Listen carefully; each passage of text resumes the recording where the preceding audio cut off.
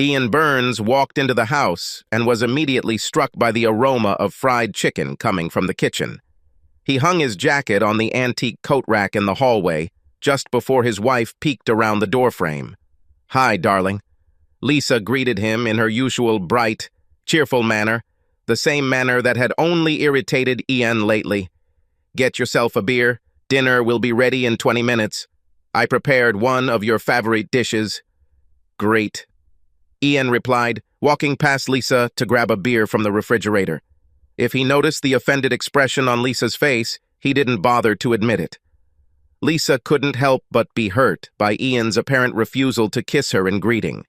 This was yet another example of how Ian had rejected her over the last few years. 3 months.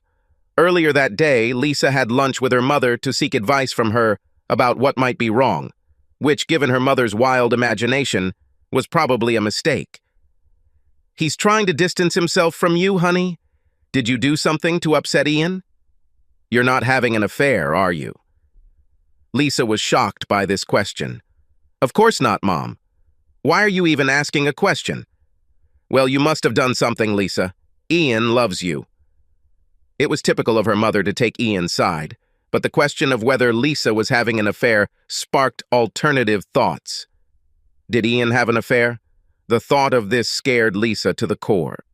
Mother and daughter finished lunch, and instead of returning to the office, Lisa called her boss, took a half-day break, went shopping, and bought ingredients for one of Ian's favorite dishes. She was ready to fight for her man.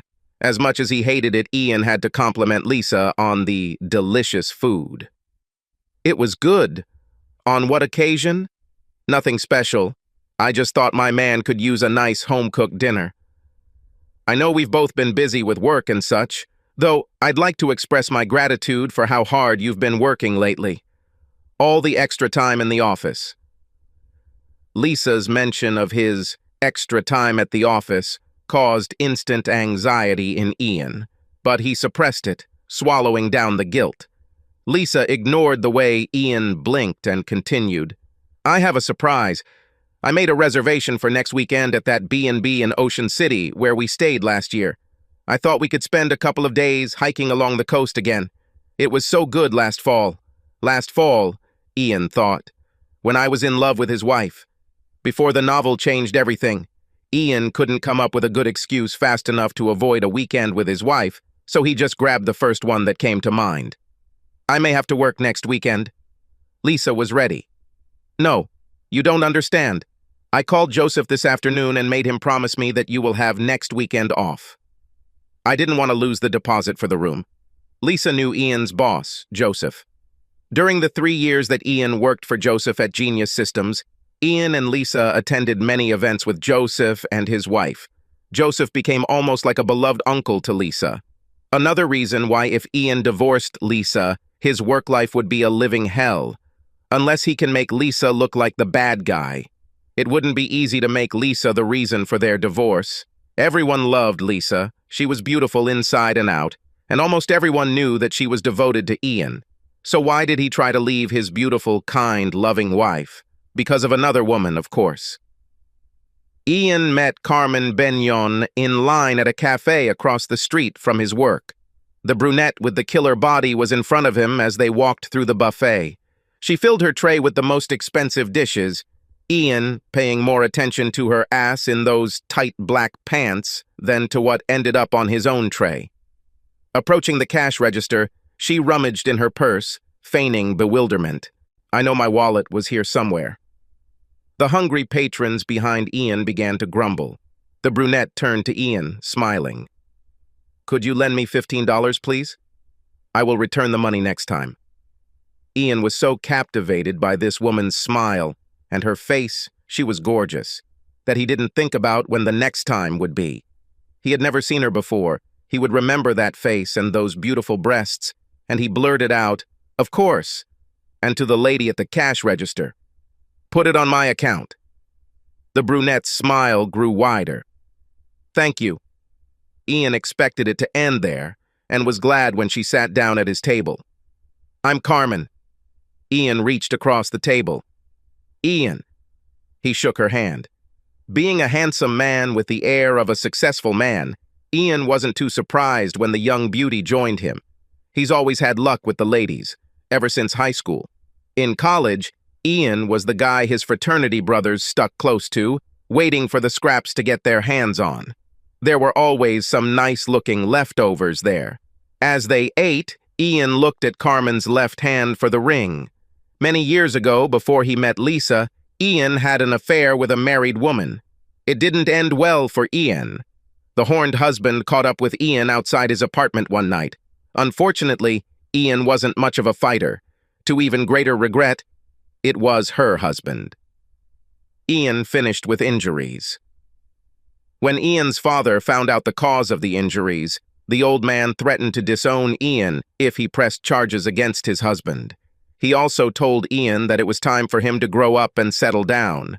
Like many playboys, when Ian went looking for a wife, he avoided any promiscuous women he had dated and slept with up to that point. He ended up meeting Lisa Collins at a charity event. Lisa ticked all the boxes. Beautiful, smart, faithful, with a magnificent body and almost a virgin. A year after their first date, Ian and Lisa became husband and wife. Now, 3 years later, Ian's true nature has emerged again. Within 2 weeks of meeting Carmen in the cafe, he began to spend all the free time he could in Carmen's apartment. Over the course of 4 weeks, Carmen had Ian wrapped around her finger and asked him when he was going to divorce his wife. Instead of talking to his father, Ian called Simon Foster, an old fraternity brother, for advice. The two of them sat in the bar chosen for this occasion. Here's the thing. I'm not even 30, and my life is starting to resemble my parents' lives. Ian started the conversation. I met this woman, Carmen, and she makes me reconsider my choice. Carmen talks about visiting nudist beaches and having sex in warm Caribbean waters. Lisa talks about buying a house and having children. Ian noticed his friend's expression change, from the lustful smirk when mentioning sex and nude beaches to the frown when Ian used the words, having children. His fraternity brother understood the dilemma. He continued in this vein, and if the scales had not tipped in Carmen's favor earlier, the next 2 sentences would have sealed Lisa's fate. Carmen is fooling me. There is no sex that she would not consider. While Lisa makes love and is a little shy after 3 years of marriage, Carmen's body is decorated with tattoos and piercings. Lisa cannot understand how people can mark their bodies like that. Ian didn't mention that Lisa gave in 2 years ago and got a small butterfly tattoo in a place that only Ian and her doctor could see. Lisa insisted that the tattoo artist be a woman, and the tattoo itself really pleased Ian and calmed him down, for a while. Simon had the morality of an alley cat and the maturity of a newbie joining a fraternity. So ditch Lisa and have fun with Carmen until you get tired of her. You know you'll leave her eventually. She's just like everyone else, easily accessible to the girls you slept with at school. And don't tell me that you love this, Carmen. I know you better. Ian pondered Simon's wise words, or what sounded like wisdom after 3 ales and 2 patrons. The 2 brothers turned the conversation to sports. They kept getting louder, until an hour later the bartender interrupted them. Ian thanked Simon for meeting him, made plans to spend a weekend with him sometime in the future, and trudged home. When he woke up the next morning, Ian's head was pounding from the hangover and the taste of vomit in his mouth. What he could remember from yesterday's conversation made him realize that he needed to break up with Lisa. Listening to Simon's stories of loneliness, he became convinced that he had married too early and to the wrong woman. The problem now was the same as before, and Simon could not help solve the problem. How to make it so that Lisa was to blame for the marriage breaking up. Ian called into work sick. Lisa had already left, but she left a sweet note on the counter next to the coffee pot. In typical Lisa fashion, she hoped he had a good time with his college buddy last night. Why does she have to be so damn cute? He thought. Why does she have to be so damn cute? Ian thought again, looking out the side window during their trip to the coast the following weekend. All his actions over the past few months, being grumpy and sometimes downright nasty, ignoring her, avoiding sex, and when they had sex, just being selfish. None of it helped. He couldn't make Lisa lose her cool and attack him, either verbally or physically. Lisa spent the 4-hour trip in a good mood. They arrived at a romantic bed and breakfast, and Lisa seduced Ian into making love on the first night. Ian had to admit it was fantastic. Lisa kept her body in shape. The time spent in the gym only emphasized her natural beauty. But still, she was not Carmen. They woke up in the morning, naked, with Lisa's arm wrapped around his torso. They had a good breakfast, packed a picnic lunch into Lisa's backpack. Ian's backpack had water, a bottle of Pinot Noir, their first aid kit, and a blanket before heading out for the hike. It had been raining heavily and cold the night before, but by the time they stopped for lunch, the clouds had cleared. A perfect day for a hike and reunion. We went out into the sun. Ian and Lisa climbed to a cliff overlooking the ocean and stopped to admire the sheer beauty of the seemingly endless horizon. The path had been carved into the rock, most likely by the land's original inhabitants, and led down an 80-foot sheer wall to a sandy bottom near the mouth of the river. Taking her eyes off the horizon, something caught Lisa's attention. They had not noticed how much erosion had occurred since their last visit here. The path had once been at least 10 feet from the edge of the cliff. Now it was 4 or 5 feet in places.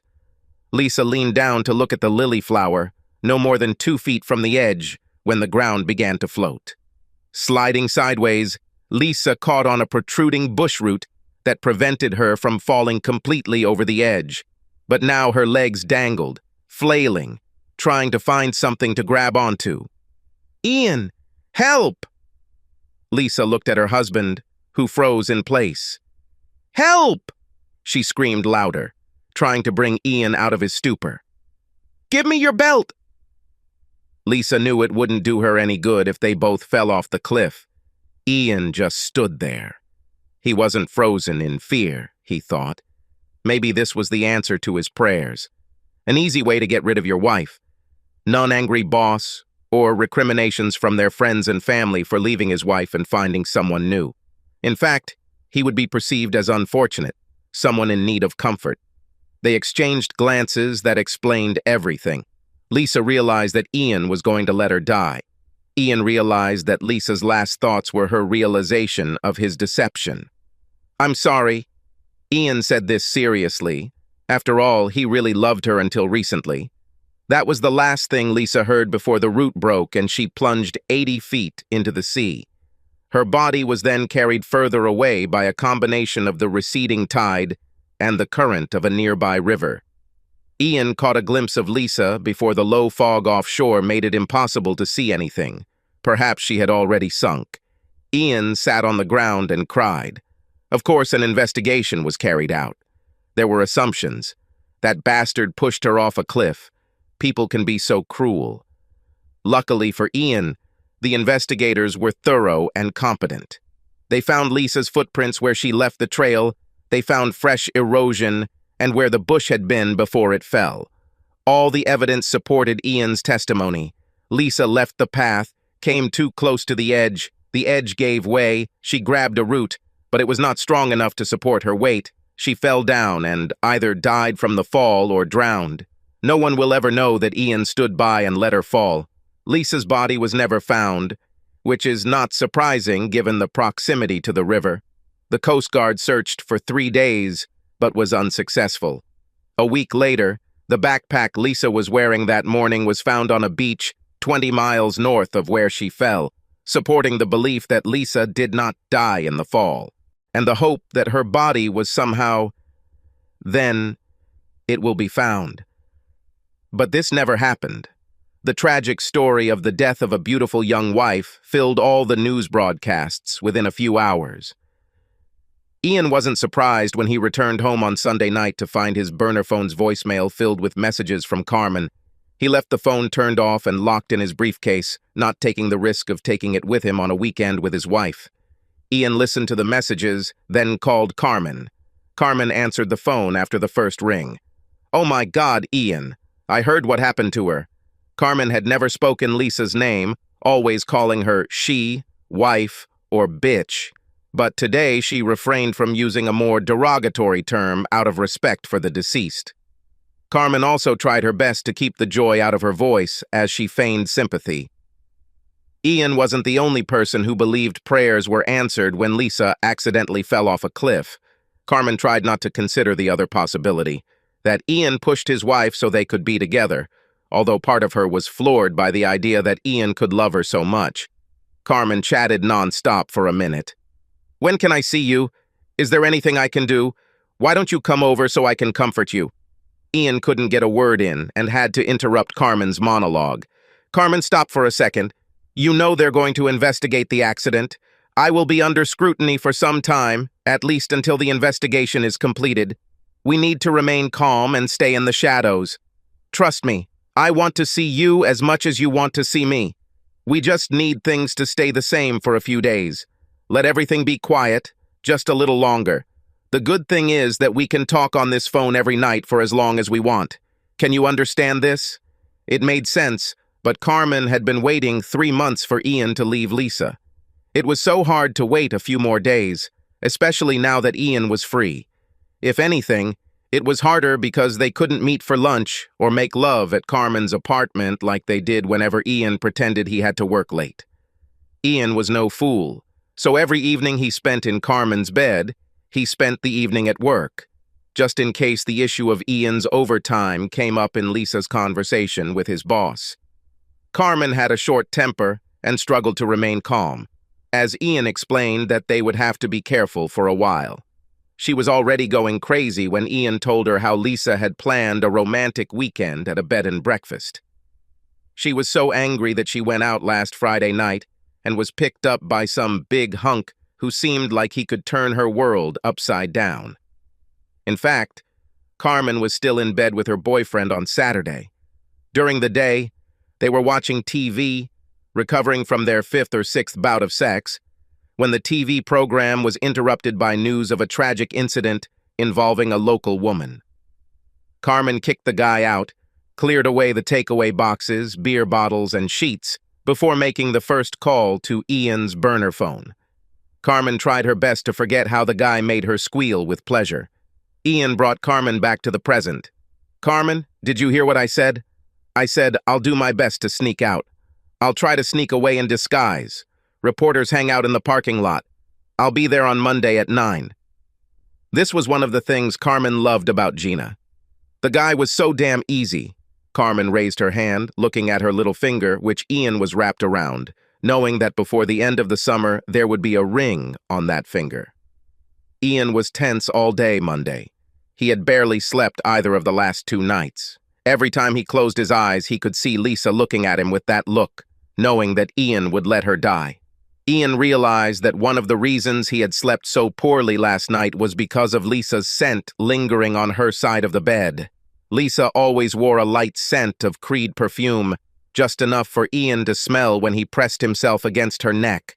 But now that she no longer shared a bed with him, he needed to get rid of the old smell from the sheets, so he washed the sheets. With nothing better to do, he began putting Lisa's clothes, toiletries, and other bedding and bathroom items into plastic trash bags, thinking there would be no one in the master bedroom or bathroom. Ian left most of the photos in the living room, dining room, and office in case Lisa's mom or friends stopped by. He removed 2 wedding photographs in the hallway, replacing them with nature scenes. The trash bags went to her office. He would get rid of them after he cleaned out all the closets in her office. He closed the door before returning to the living room to pour himself a double shot of Jameson. At 8:30, Ian slipped out the back door of the apartment building and walked the 12 blocks to Carmen's apartment. Carmen opened the door with a smile on her face. There was nothing else on her. "Damn it, Ian, I missed you." Carmen jumped into Ian's arms, wrapping her arms around his neck and her legs around his waist. "Come inside and make love to me. I miss you and I really need you." That's why Ian fell so deeply in love with Carmen, a woman with pure, unadulterated passion who never turned him down, no matter what he asked. Nothing was off the table when it came to sex. "You don't have a wife to go home to. Tonight I'm going to show you how wonderful sex can be." She said this with an evil grin as he threw her onto the bed. "Come here. I promise to save all the bites and scratches below the neckline." Ian spent the night, returning to his apartment before dawn. Ian had put on his tracksuit in case someone, no matter how unlikely it seemed, caught him on the street or entering a building.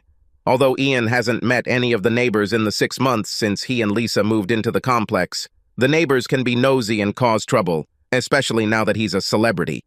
It turned out that he was right. Mrs. Simpson, the elderly widow opposite, took a special interest in the comings and goings of the young widower. Ian looked in the bathroom mirror. Damn.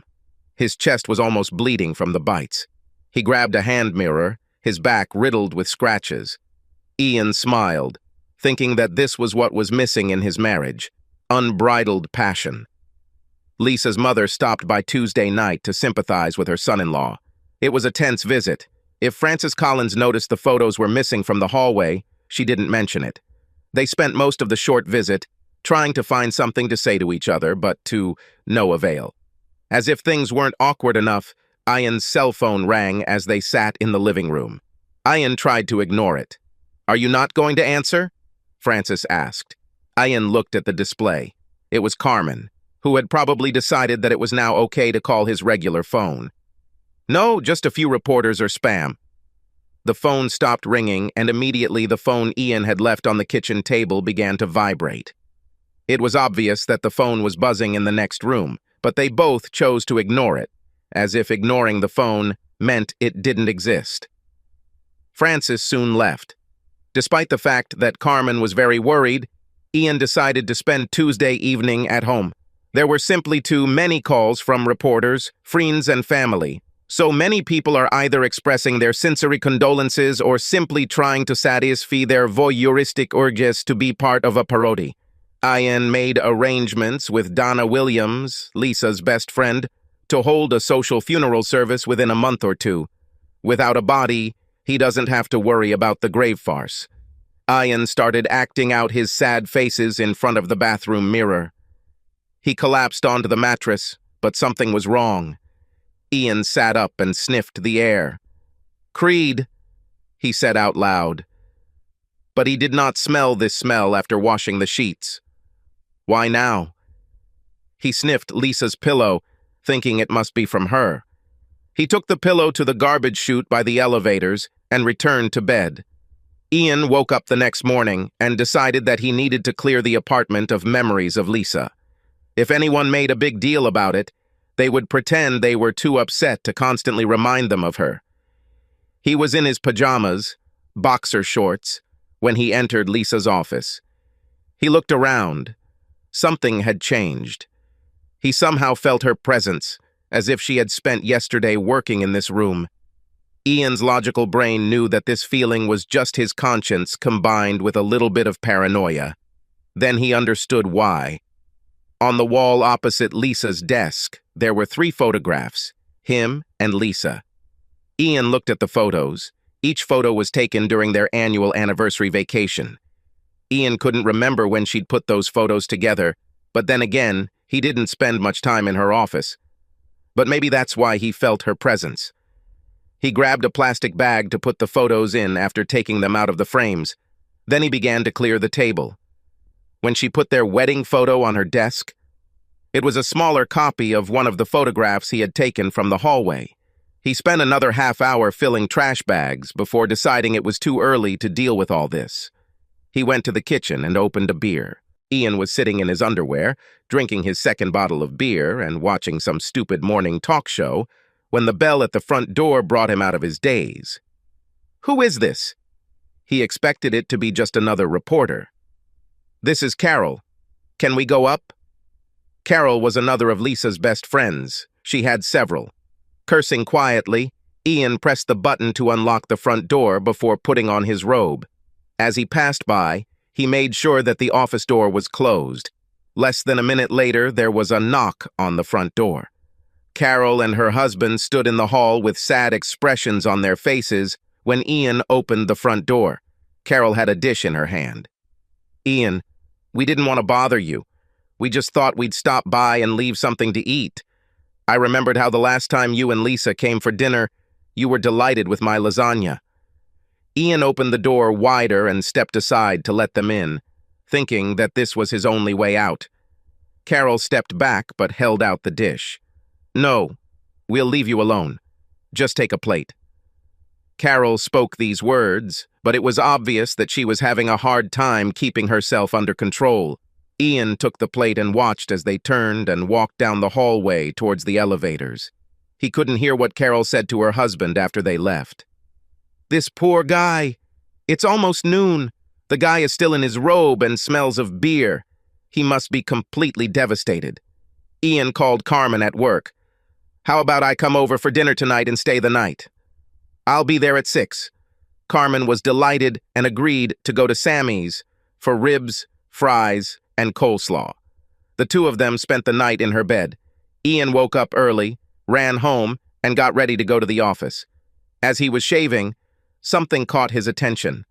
On Lisa's makeup table in the corner of the bathroom was her hairbrush. He could have sworn he threw the comb into one of the bags. Ian picked it up and carried it into the office.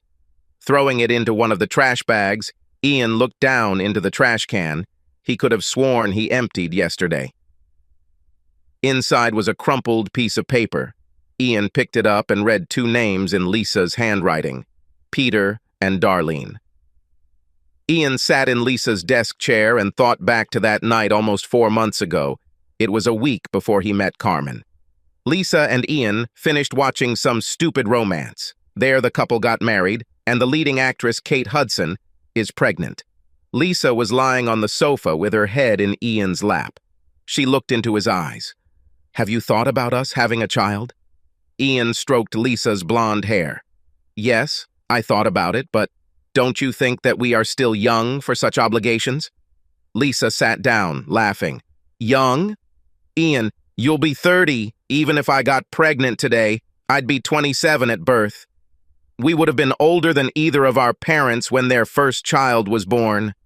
Ian had the same attitude when talking about parenting that he did about life, with goofy humor. "Well, I'm really looking forward to whatever it takes to get you pregnant." Lisa slapped him on the chest and laughed. "I'm serious. You want children, right? You always said we could have 2. Ian didn't answer right away. After too long a pause, he hedged his bets. "What about your work?" Lisa wasn't about to let Ian off the hook. "My job will give me 3 months' leave with 3/4 pay. Come on, please me and I'll make it worth your time. What will their names be?" Ian had run out of excuses, and besides, the idea of a bribe sounded tempting. He decided to play along. "Peter for a boy, in honor of your father. Darlene, if it's a girl, after my mom." Lisa smiled. She liked the names, but she especially liked that Ian had given up. She pulled down Ian's shorts and gave him his award. Now that Lisa was gone, Ian stared at the names on the piece of paper, and a chill ran down his spine. Ian was late for work on Thursday after 3 days of bereavement leave, walked into the office and had to endure the sympathy of his colleagues. His administrator, Joan, cried as she hugged him. His boss, Joseph, looked like he was holding back his own tears as he spent 15 minutes telling Ian how much Joseph and his wife would miss Lisa. People kept coming to his table to express their condolences, and it became harder and harder to pretend to be sad. Ian was almost on the verge of not answering his calls because reporters often called him. Thank God they didn't have his work number. "Genius Systems," says Ian Burns. Ian answered the call, hoping it would be a new client who could take his mind off his personal life. "I know you let her fall and drown." That was all the voice said before cutting off. Joseph chose this moment to look in on him. "Damn it, Ian. You look like you're about to pass out. Come on, let's go to the break room. I'll get you a soft drink or something." Ian allowed Joseph to take him to the break room. With a movement of his head, Joseph silently signaled to the 2 ladies in the room to leave him and Ian alone. The ladies understood and left the room when Joseph mouthed, "Thank you. I know it was hard for you. I can't imagine what you're going through. Do you need more free time?" "No, I was going crazy in the apartment and thought that being busy at work would be the best thing for me. I think it can be done this way. I have an idea. Get out of town for 2 days next week. Your choice. You can fly out on Sunday and spend a couple of days in Phoenix. Come back to the office when you're ready." Ian decided it was a great idea to get out of town and asked Joan to book him a plane ticket, a car, and a hotel. When Ian showed up at Carmen's apartment after work and told her he would be leaving for a few days next week, Carmen was furious. "You're an asshole. What's so important that you need to leave town?" Ian did his best to explain that it was his job, but Carmen wouldn't listen and kicked him out of her apartment. Ian thought about knocking on the door to get her to let him back in until he realized that it would only cause the neighbors to notice the recent widower whose face was all over the weekend news, standing in front of a young, lonely woman's door, begging to be let in. Ian turned around and went home.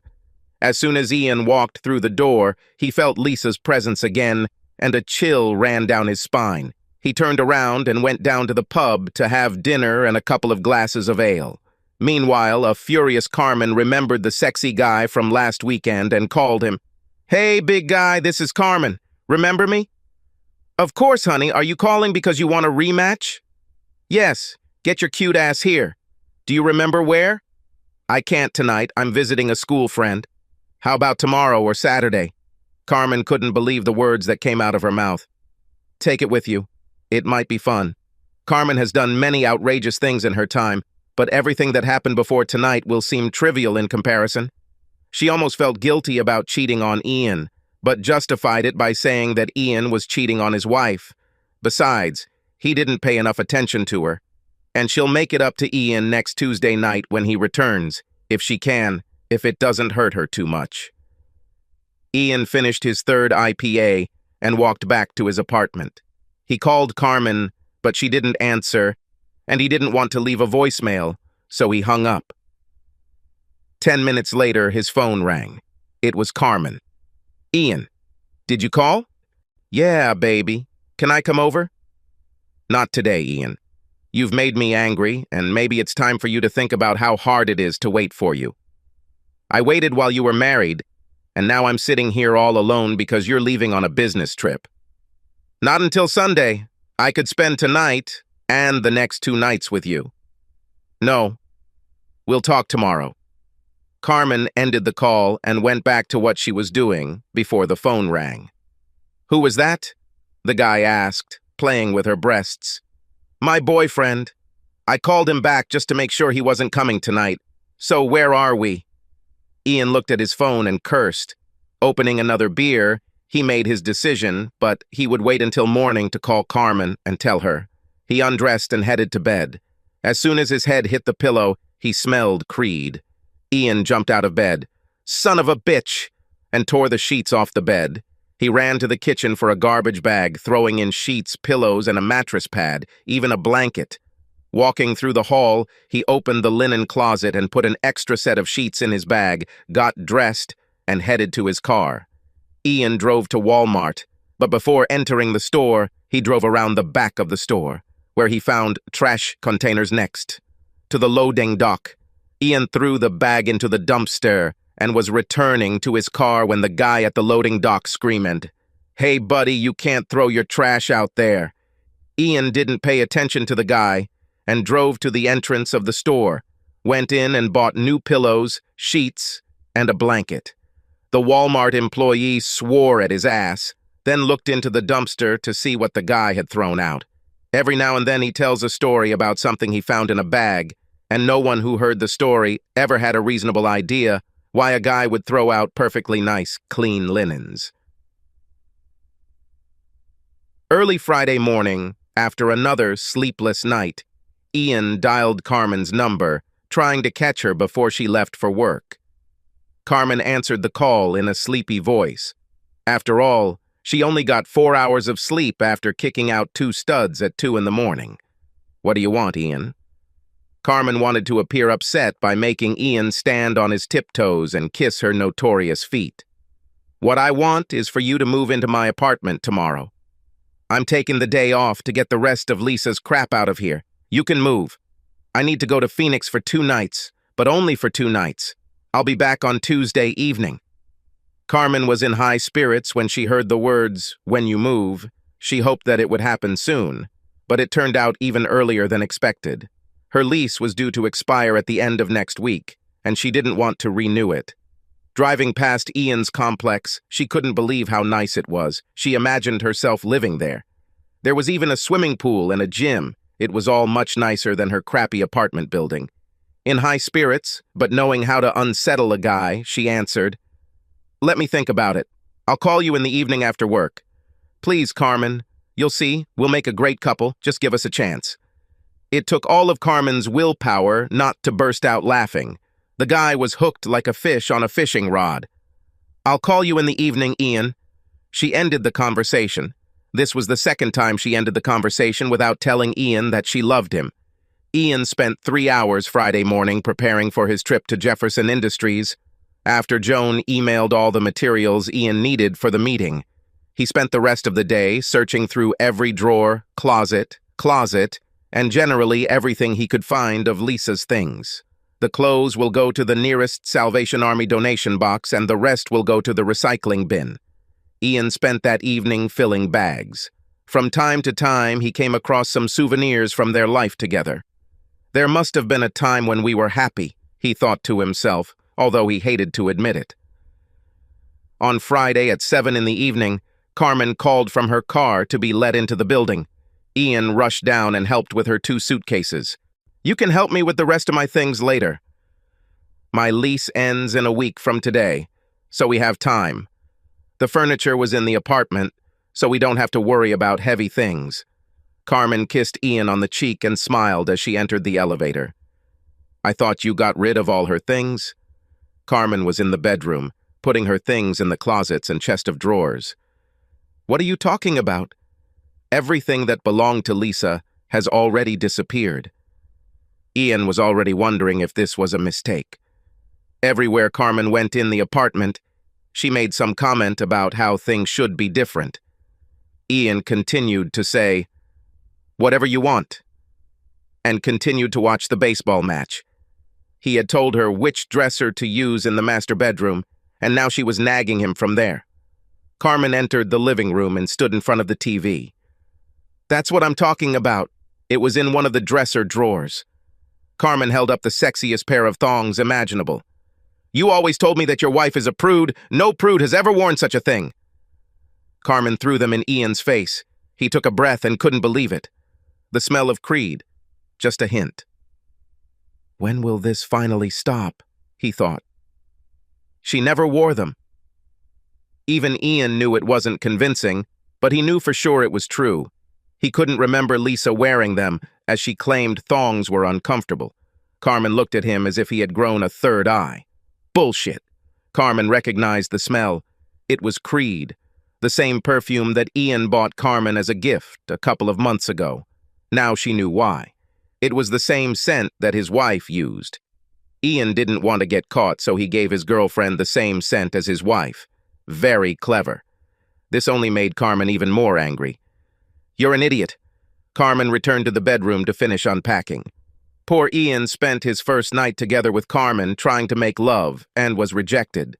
They spent Saturday removing the rest of Carmen's belongings from her apartment, doing their best not to attract the neighbors' attention. Ian had a 2-hour flight on Sunday, and Carmen finally let him make love to her that morning. By the time Ian left the apartment, he was sure he had made a mistake. But how to get rid of it? Little did Ian know that his fun had just begun. He threw his suitcase into the back seat of the car and started to drive out. Something was wrong. When he got out and approached the passenger seat, he discovered a flat front tire. After calling customer service, Ian cursed himself when the dispatcher gave an estimate of 2 hours before the truck could get there. Ian decided to try changing the tire, thinking, how hard can it be if some greaser can do it? Ian assembled the jack according to the owner's manual before lifting the cover to access the spare tire. On the spare tire was an envelope with his name on it. Although he was in a hurry, curiosity got the better of him, and he opened the envelope to read the letter. It was from Lisa and read, "Ian, my love, if you are reading this letter, it means you have a flat tire, and you are probably upset right now. I hope you feel better knowing that you have a woman at home who loves you, and when you get home, I'll be happy to pour you a drink, give you a massage, and maybe something else. With all my love, your wife, Lisa. Instead of lifting his spirits, the letter made him even angrier. What's the worst? The letter smelled like Creed. Ian went back to the owner's manual, read the instructions, and finished the job of changing the tire. Now he will have to hurry to catch his flight. Joey Bronkowski had half an hour left in his second day as a TSA agent when he noticed the guy in the security line looking nervous. Remembering his training, he watched as the guy continued to fidget. Taking a closer look, some things didn't add up. The guy was dressed like a businessman, but his hands were not the hands of a businessman, rather dirty and stained with grease. Plus, Joey thought the guy looked familiar. Could he have seen his face on one of the watch list posters in the locker room? Something rang in Joey's head. Ian placed his carry-on bag on the conveyor belt before preparing to go through the body scanner. He only had 15 minutes left before the gate, for his flight closed. "Hurry, hurry," he said to the woman in front of him, who seemed to suddenly remember that her keys were in her pocket. Ian tried to get around her, but she looked at him and said, "Sorry," and did not allow him to get ahead. It finally went through. Ian managed on his own and stood waiting for his bag to go through the X-ray machine. "Sir, is this your bag?" Ian looked up and saw the TSA agent with his bag. "Yes, what's the matter?" Joey was pleased with himself. He knew there was something wrong with this guy. "Sir, please come here. We'll take a look inside." "Listen," Ian began in an angry tone. "I only have 10 minutes to catch my flight. Can't you pester anyone else?" The warden overheard the conversation and came closer. "Bronkowski, what do you have?" Joey pointed to the image on the screen. The warden made a grimace that could only be interpreted as concern, then turned to Ian. "Sir, come here." Ian was about to start yelling at this new guy, but at the last second he changed his mind. Maybe he could get this over with faster if he kept his mouth shut. Unlucky, unlucky. As Joey inspected the duffel bag, he opened a side pocket on the outside of the case, a pocket that Ian had never used. Ian watched in horror as the agent pulled out a large, sharp object that looked like a knife. "Son of a bitch," Ian thought to himself. Lisa's letter opener from her office. How the hell did it end up in my bag? What Ian said out loud was, "I didn't put it in my bag." "Sir, did someone else pack your bag, or was it out of your control for some time?" Ian couldn't admit either of them. "Then please come with us." An hour later, Ian left the observation room and was allowed through security, but only after a very awkward strip search and a stern lecture from the police about what would happen if he ended up on the no-fly list, if he ever tried to go through security again with a prohibited object. Joey Bronkowski received a big thank you in a letter in his personnel file for his vigilance. Sure enough, Ian's flight had left over an hour ago, and he went to the service counter to rebook his flight to Phoenix. Unfortunately, the next available flight was only at 8 in the evening. Ian sat in the airport bar for 4 hours and drank 3 double Jamesons. Having arrived, he checked into his hotel just after 1 in the morning. He felt like crap. He stumbled into his room, turned off his phone, and turned off the hotel phone, just in case. Bang, bang, bang! Someone was banging on Ian's door. He got out of bed, the clock showing 4:30, and walked to the door, looking through the peephole to see the lady who checked him in. He opened the door slightly. "What's the matter?" "Sorry to bother you, Mr. Burns. Your wife tried to call you. She says it's an emergency, that the apartment is flooded. She said to call her." "What the hell?" He burst out automatically. Ian thanked the lady, turned the phone back on, and called Carmen, thinking, why would Carmen call me and pretend to be my wife? It was the only explanation he could think of for such a crazy message. Maybe the roof of the building was leaking. Carmen's phone rang 6 times before she picked it up. She didn't seem happy to be woken up. "What?" That's all she said. "Carmen, were you trying to call me?" "Ian, it's 4 in the morning. Why would I call you?" He was ready to tell her that he had received a message that his wife had called when he realized that it sounded crazy. "Sorry, baby. It must have been a bad dream. Good night." Ian ended the call before he heard Carmen say, "asshole." Ian never fell asleep again. The receptionist's words kept him awake. She said it was an emergency, there was water everywhere. At 5 o'clock, he finally got out of bed to make a cup of coffee. He spent the next 2 hours watching the sports talking heads on ESPN talk nonsense before showering and getting ready for his meeting. The CEO and operations manager of Jefferson Industries were waiting for him when he pulled up in his rental car. Ian looked as bad as he felt. His head was pounding, his ears were ringing, and he struggled to stay awake. The client knew that Ian had recently lost his wife and was willing to cut him some slack for wasting most of the meeting on Monday morning. The general manager eventually sent Ian back to the hotel, promising to reschedule the meeting soon, then called Joseph and said he can't send Ian again until he pulls himself together. Ian drove back to the hotel with every intention of collapsing into bed and getting some sleep, then catching his booked flight home on Tuesday afternoon. Instead, his phone rang as he settled into his room. He was the lead Ocean County detective investigating Lisa's death. He told Ian that neither the county coroner nor the district attorney were prepared to rule Lisa's death an accident. The detective asked Ian to return to the police station to answer some more questions. "To be honest," the detective said, "we were ready to sign the agreement until we received an anonymous call claiming that there was a witness who swears that he saw you push Mrs. Burns off the cliff. We would have thought it was a prank, but this man seemed to know so many facts. I'm sure we can clear this up if you come back and review the events with us." To say Ian was worried would be an understatement.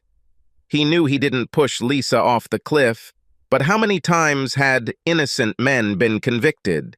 If anything, litigation would be costly and would delay the life insurance payout. Ian went down to the bar and drank too many pints and too many shots of tequila. The bartender finally interrupted him when he became loud and belligerent. Heading back to his room, he spent an hour vomiting alcohol. That's all instead of a good night's sleep. Carmen had a better Monday than Ian, but not by much. Last night, something kept waking her up every hour.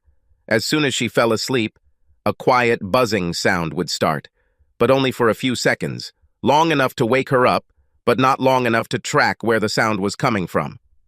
Finally, waking up every hour from 10 to 2, she plugged her ears with cotton and was already asleep when Ian called at 4 and asked his crazy question, "Have you tried to call me?" Carmen arrived at work on time, but due to lack of sleep, she made several mistakes, which her boss quickly discovered. After the second mistake, Carmen received a beating and a warning. Monday evening was no better. In fact, he was much worse. When she spoke to Ian, he was drunk and incoherent. She tried to fall asleep at 9, but by 11, that damn buzzing started again. Carmen put cotton in her ears again and went back to sleep. She had no idea how long she had slept or what time it was when she felt someone's presence in the room. The room was dark, but there was enough light to see a woman standing at the foot of the bed. It was supposed to be a ghost, dressed in a white robe, white face, long hair hanging down to his shoulders. Taking a closer look, Carmen saw that the woman's hair was wet, and then she realized that it was Lisa Burns. "What do you want?" Carmen's voice was barely audibly, her throat constricted with fear. Was it an answering smile or an evil grin? The woman did not answer, and Carmen ducked under the blanket. "He killed me, and he will kill you too." The woman's hand reached out to Carmen. Carmen pulled the blanket over her head, shivering and praying for the first time since she was a little girl. Time passed. 10 minutes or 2 hours, Carmen could not tell, but when she finally found the courage to throw back the covers and look, the vision disappeared. Or was it for real? Carmen got out of bed, slowly moving from room to room, turning on every light in the apartment, slowly looking in every closet, under the bed, and behind the sofa. She headed to the kitchen, taking a bottle of wine from the refrigerator. Looking into the closet, Carmen reached past the wine glasses and grabbed one of Ian's pint glasses. Ian's phone rang. It was 8 o'clock on Tuesday morning. Hello? At this point, he was almost afraid to answer the phone. Nothing good had come of the last few calls. Ian? It was Joseph. What the hell is going on? I just got off the phone with Mr. Fairbanks from Jefferson. He said you wasted his day yesterday. I'm sorry. That was all he could think of to say. That's not all. Yesterday a detective called me. I wanted to know if I think you're capable of killing Lisa. I told him no way, but why are they asking questions? Is there something you should tell me? No, I swear I didn't kill her, Joseph. It was an accident. Okay. You better talk to that detective and sort this out. Tomorrow I will go there. Then on Thursday, see what can be done to calm the people in Jefferson. Or should I send Halstead? Halstead was always trying to steal Ian's accounts. Joseph was now hinting that Halstead should take over Jefferson's account. This amounted to almost 7% of Yen's compensation. Ian was infuriated just by hearing that sentence. Do not do that. Give me until the end of the week. I'll sort everything out with this detective and Mr. Fairbanks. I like you, Ian, but I can't afford to lose track of Jefferson. Fix it. Joseph ended the call. Ian had 2 hours to catch his flight, but he got there with 5 minutes to spare. During the flight, he bought several of these small bourbons from the flight attendant. She almost refused to serve him because he looked rather bad. Twice now, Carmen heard a telephone ringing somewhere in the apartment. When it rang a second time, she found a burner phone in the jacket pocket of one of Ian's coats. Carmen answered the call. Is Ian there? It was a woman calling. Who is this? Carmen couldn't believe it. This bastard had another girlfriend. Tell Ian that Janet called. And she hung up. Carmen looked at the call history. Ian must have cleared it. But she found 2 messages from the same number she had just called from. They arrived on Saturday. Thank you, and find my panties. Both with a dozen love and kiss emojis. It rained all Tuesday morning. Despondency did not improve Carmen's gloomy mood after a sleepless night and the fact that she found her phone in the morning. It was not yet noon when she opened another bottle of wine and poured herself a glass. The TV was on. Carmen didn't pay much attention to what was on. It was one of those stupid daytime soap operas that her mother used to watch for half the day until the dishes were collected and the laundry was finished. When Carmen's father returned home from work, a quarrel began. The parents shouted and cursed. The memory of her dysfunctional family only upset Carmen even more. Why do people stay together if they only make each other more miserable? She thought to herself, pouring a second glass of wine. The question never answered itself because 2 television actors interrupted her thoughts. A female actress slapped a male actor and accused him of cheating. The actor laughed at the woman and admitted his affair with a younger and prettier colleague. Carmen watched this scene in horror. Are all men really such bastards? She asked the television screen. By the time Ian walked through the door 3 hours later, Carmen was finishing the last bottle. Ian dropped his suitcase on the floor in the hallway and was hit by a sudden stream of poison that burst out of Carmen's mouth. Hi, baby. These words left his lips just before the storm broke. Your girlfriend called you an asshole. What are you talking about? What a girl. Carmen grabbed the phone and threw it at Ian's head. Don't play Mr. Innocence with me. I found the phone you used. The phone flew past Ian's head and crashed against the wall. For God's sake, I don't understand what you're talking about.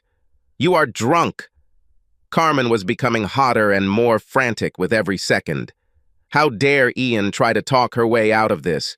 She knew the rules of the game. Deny, deny, deny.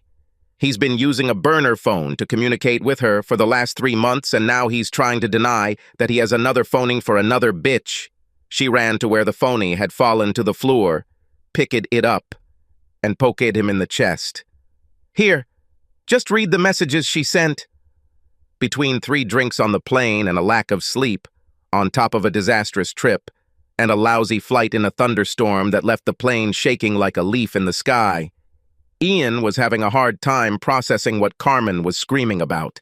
He needed a drink, but instead he was dealing with an irrational, crazy woman. Ian looked at the phone in his hand. He pressed the power button, but nothing happened. The phone was broken. Ian handed the phone to Carmen. You broke it. He went to the minibar to pour himself a strong drink, a 12-year-old Highland Park, and more. Carmen couldn't believe it.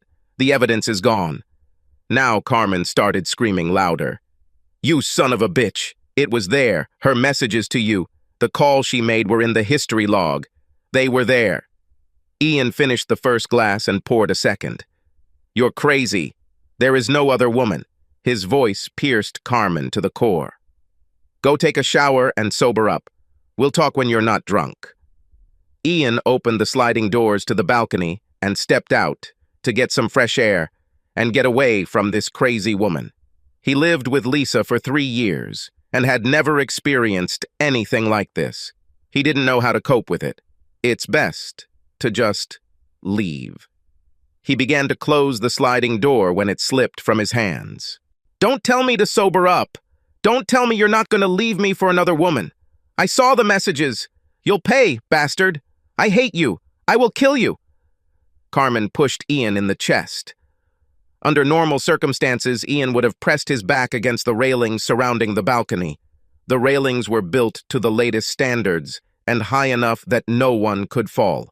Under normal circumstances, but by a quirk of the universe, Lisa's herb pot was located directly between Ian and the railing. As Ian stumbled backwards, his foot caught the edge of a pot, and he went over the railing and dropped 5 floors to the sidewalk below. Carmen screamed in horror as she ran to the railing and saw Ian's lifeless body below. She couldn't believe it, and it would be years before she would forget the look in Ian's eyes as he fell backwards, clutching at the air in a futile attempt to find support. Carmen began screaming, "Help, help!" and ran to the front door, still screaming, "Call 911," before 3 or 4 neighbors opened their doors and came to her aid.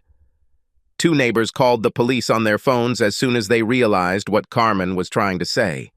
Mrs. Simpson, a neighbor across the street, sat Carmen down on the sofa and tried to calm her down with a glass of water. During the subsequent investigation, it was generally accepted that it was a tragic accident, largely caused by poor placement of the herb pot. Carmen would have received a suspended sentence for her participation, if not for one circumstance. The neighbor happened to be sitting on her balcony next to Ian's when she heard screams and looked over to see Carmen forcefully pushing Ian, screaming, "I'll kill you." Carmen eventually pleaded guilty to negligent homicide and was sentenced to 18 months in state prison. 3 months later. So, everything I tell you is confidential unless it's illegal? Gloria Turner, a psychologist, nodded in agreement. Even if it is immoral or unethical, as long as it does not violate the law. Another nod in response to this question. The psychologist remained motionless with a notepad in her lap and a pen in her right hand, waiting for her patient to begin. I've always been a Pollyanna. I don't know why, considering what a bitch my mother has always been. But that's how I looked at life. Like good things come to good people. But as I fell off that cliff into the ocean and my husband stood there letting it happen, something just snapped. Lisa Burns took a sip of water. I hit the water and felt the tide carry me out to sea. The water was cold. I knew it wouldn't take long to become hypothermic, but I fought the urge to fight the current, took off my shoes and backpack, and floated on my back until the current stopped carrying me. There was low fog near the shore. I couldn't see the shore or anything around me, but I was swimming towards where I thought the shore should be. That's when I heard old rock music on the radio. I swam towards the sound and couldn't believe it. There was a guy pulling a jar of crabs out of the ocean. I don't know who was more surprised, me or him. Lisa started crying. He lifted me out of the water, helped me undress, wrapped me in a woolen blanket, and took the boat back to the shore. He and his wife fed me and took care of me. When the news showed, we watched as Ian cried crocodile tears. I decided to make his life a living hell until he confessed to what he did. I decided to pursue Ian. Mr. and Mrs. Crane took me back to town and got me a room at a nearby motel using their credit card. When I think about this couple, I have to say that it helped restore some of my faith in people. Have you done anything to thank them? Gloria interrupted Lisa's story. Yes, Mr. Crane has a new outboard motor for his fishing boat, and Mrs. Crane has a new convection oven. On the way back to town, they chatted, and I overheard their conversation. I was in the back seat, and I know they weren't hinting. They thought I was sleeping. I checked into my motel room and snuck into the apartment on Monday evening. Funny, I was the one who objected to having a hidden key taped under the front doormat. Ian insisted on it. Anyway, Ian is usually a deep sleeper, and I thought I could move around the apartment without waking him. It turns out that I had nothing to worry about. He spent the night with his girlfriend, whose existence I had not even suspected until that day. I placed a few mementos here and there to remind Ian how much we once loved each other, including hanging our anniversary photos in my office after I noticed he had put our wedding photos away in the hallway. Then she spritzed some of her perfume on the sheets. I did something else that night that I never would have done before. I logged into Ian's work and personal email accounts from his laptop, which he left in the bedroom. I knew his passwords. He probably didn't know it, but I never spied until Monday evening. That's when I found out there was Carmen.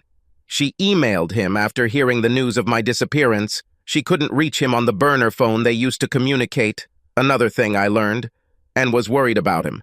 At least that's what she wrote. Lisa began to cry, remembering this. Gloria handed her a box of tissues. "How much time do we have?" Lisa asked Gloria. 2 hours. Don't worry. You're my last meeting for today. Gloria knew that this session would be intense for Lisa and did not want to interrupt it. Besides, Gloria couldn't wait to hear how Lisa carried out her revenge. Once Lisa calmed down, she continued. "I returned on Tuesday evening. I had to be quiet because Ian was there, sleeping. I almost laughed out loud when I discovered the pile of bedding in the hallway where he had thrown it. The spirits were working. I moved a couple of things and left. Wednesday evening was better because Ian spent the night with his girlfriend and I could move around freely. I rummaged through the trash bags Ian had filled and found a few things I didn't want to throw away. It's amazing how what you thought was important no longer has value when your life is turned upside down. I took a chance and grabbed my laptop, hoping Ian wouldn't notice it was missing. This is where I got really angry. I left my hairbrush in the bathroom where he could find it and wrote the names of our future children on a piece of paper for him to find. Lisa told Gloria about the night she and Ian came up with names. Now Gloria took a moment to wipe her eyes with a napkin. Gloria interrupted again. "Wait, what about your mother? Did it bother you that your mother thought you were dead the whole time you were away?" Lisa smirked slightly in response to this question. For me, this was another revelation. I watched my mother being interviewed on Fox and CNN on her first day with Crane. I was ready to call her and tell her the good news. But I watched my mother enjoy the attention she received. It was all because of her, not because of me. My father was my real parent until he died. My mother rarely paid attention to me. Oh, once or twice I think she tried, but she never warmed to me. She loved Ian more than me.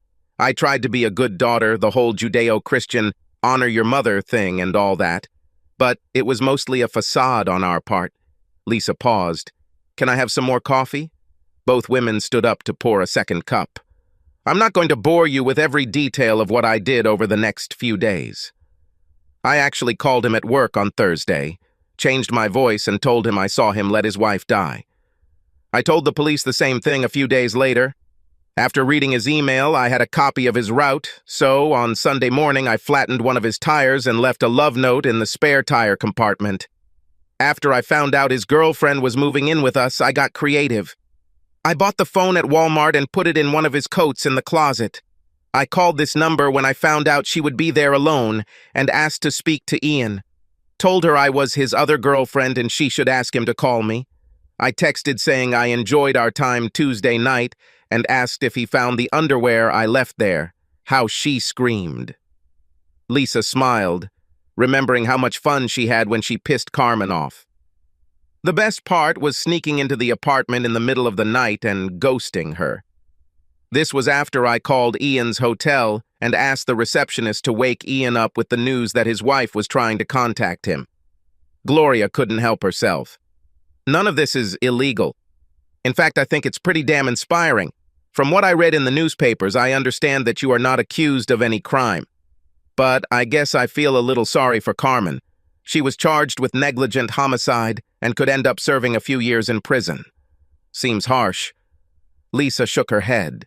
Maybe she'll stay away from other people's husbands when she's released. I wasn't going to do anything other than break them up and make Ian admit what he had done. I never thought it would end with Ian's death.